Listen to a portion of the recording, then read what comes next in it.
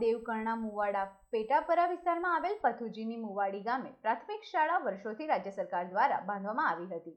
સમયની થપાટ વચ્ચે વર્ષો વીતવા જતાં એવું પણ સામે આવ્યું છે કે શાળાની દિવાલો અત્યંત જર્જરિત અવસ્થામાં પહોંચતા શાળાના આચાર્યએ શાળાના મકાનના સમારકામ માટે તંત્રને રજૂઆત કરી હતી. જોકે વહીવટીતંત્રએ આ ગામ છેવાડાનું હોવાના કારણે શાળાના મરામત અંગે કોઈ રસ લીધો નહીં. પરિણામે સતત વરસાદી માહોલ વચ્ચે અત્યંત જર્જરિત હાલતમાં રહેલી શાળા તૂટી પડી હતી.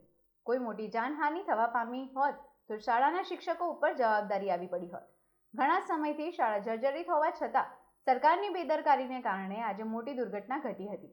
જ્યારે ગ્રામજનો નવી શાળા બનાવવા માટે પણ માંગ કરી રહ્યા છે, ત્યારે હવે જોવાનું એ રહ્યું કે આ શાળા ઉપર સરકાર ક્યારે ધ્યાન આપશે. જયંતિભાઈ પટેલ, અસ્મિતા ભારત, દહેગામ.